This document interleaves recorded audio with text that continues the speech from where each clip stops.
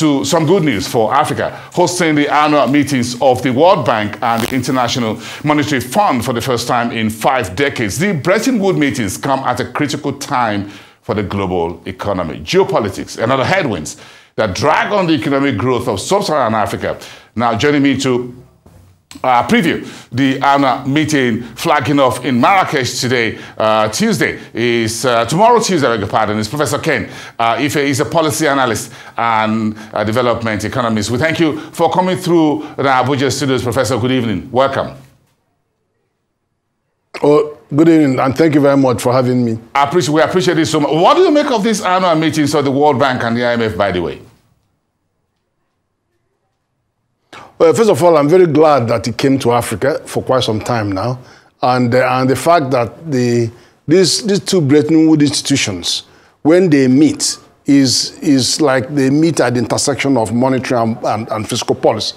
So they all carry their various tasks of, for example, the World Bank is about development, supporting social, economic, environment, or development agenda, whereas IMF looks more at bringing some convergence and some cooperation between nations around the monetary systems to make sure that monetary systems are stable. And then there are many other things, that a lot of instruments that it has at its disposal to support government, especially when there are fiscal stress or the prospect of debt. So they have a lot of instruments. But between the two of them, the meeting allows them to share monetary and policy and fiscal policy related matters with a wide audience, about 192 countries, I think. Yes, so the meetings starting tomorrow will be focused on building bridges for future global growth. How critical is this in view of the ongoing war in Ukraine? Now we've had the Israel-Hamas war, geopolitics and other challenges. Well, it's very significant, but the thing is that you get more confused when they say they want to build bridges for a longer-term growth. And then you now come down, when you begin to drill them down, you get even more confused because the prescription that they are rolling out is, countries should hold on higher interest rates for much, much longer, when you know that holding high interest rates for longer kills our development, the growth, the potential for growth here. And then you also hear some of the other prescriptions that just don't make much sense for our own sub-Saharan African. But by and large, there are many things there that we could discuss and argue with how much helpful it's going to be to us. And I know that safeguarding the financial system is really important, because that's what almost all central banks work on, safeguarding financial system stability. But they all vary on their emphasis. America goes for employment and growth. Nigeria wants to make sure that we are promoting price stability in addition to financial system stability. But also, because this bank is in our country and we are struggling with growth, now many sub-Saharan African countries are punching below their weight when they have growth rates, GDP growth rates that are well below their population growth rates and well below the urbanization growth rates. You know, Nigeria is 2.51, but our population is around 3%, and the urbanization is about 4.6%. So you cannot have any meaningful discussion unless you are talking about growth. Otherwise, we can't feed ourselves with those figures, and things won't just work. There won't be any fiscal space for any investment in economic development agenda. So we have to constantly remind them that there are exceptions to this general guidance. And the reason why it's very important is this. We have seen that we have slipped into stagflation. And stagflation is that the growths are cooling off. In fact, the last 2 decades, the growth in the last 2 decades that averaged 3.9% is now below pre-COVID level. So we are seeing growth going down significantly. And then at the same time, you've seen interest rates going up, inflation going up, and all of that. They are all punching in different directions. So that's what you call stagflation. But what works for America or Europe may not work for sub-Saharan African countries, because what is holding us down are much more to do with structural factors than monetary issues. It's structural. You can't go to farm. You can't get investment. You're telling banks to tighten up, increase rates. Who is lending to who? And who is even borrowing? People in agriculture are not borrowing because they can't go to farm. Then the companies they are asking to go and borrow and pay over 30%.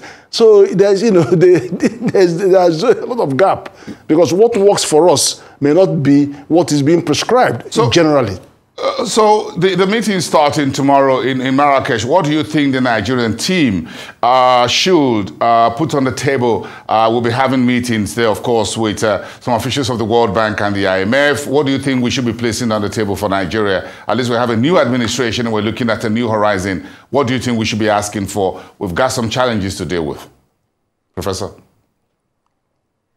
Well, to begin with, the common denominator is investment, investment, investment. So whatever opportunity that we have, whether it is a major agenda item or not an agenda item, there's always a scope for you to continue to push for investment into our domain. That's number one. Then number two is that the minister has already said, oh, we're not going to go into all these borrowings that are not going to be we couldn't have cost-benefit analysis that will support the feasibility and viability of these loans. So we've seen that direction of the new government. So I'm not hoping that they're going to go there to talk about more and more loans. Instead, they may also have to look at what you call realignment of the loans, because we have some short-term loans that have to be pushed back to medium-term and medium-term to World Bank, and then you may have, so in that way, you're rejigging that and benefiting to create more policy space, a fiscal policy space. Then there may also be issues around, the World Bank has been having all that consultations on debt discussions, and I don't know if we are going to continue, if we are going to enter that discussion seriously.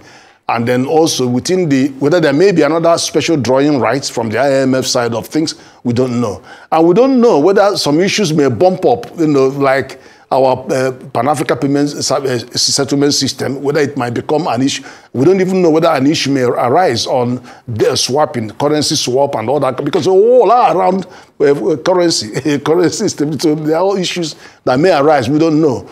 But I think the team would be looking to see how we improve our debt sustainability challenge by either buying more time or spreading these loans from short to medium term. And I think that's probably where we may be looking for. But of course, we also have our own agenda that what is more interesting to us now is no longer debt-based financing. Instead, we are looking at asset-based financing. And the kind of deal you had from India may be something else that we'll be looking out for.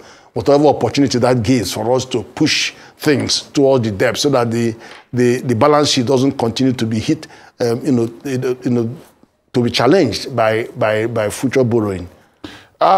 Just to sum it up in just about a minute or less, would you support the call for increased Africa's participation in the running of the affairs of the World Bank and the IMF? Of course, it goes without saying. And it's not just Africa, but other countries like China and all of that. I know they've not quite long ago admitted Chinese yuan, Chinese currency into the basket of currencies. Yeah, the yuan, yes, they've admitted that into the basket of currency, but they need to do more to increase the transparency. We need to do more to have a level playing field, because as you know, 60% of world debts are denominated in dollars. And that nervousness continues to increase on the dominance or the preponderance of dollar in all that transnational transactions. So people are getting very nervous about the status quo. All right, Professor Ken, we'll talk to you more during the week as we move on to these very final meetings of the World Bank and the IMF for this year. Thank you so much. We appreciate your deep dive preview into the annual meetings of the Bretton Woods region starting tomorrow in Marrakesh. Thank you so much. Have a great evening. Professor Ken Ife, Development Economist in our Abuja studios.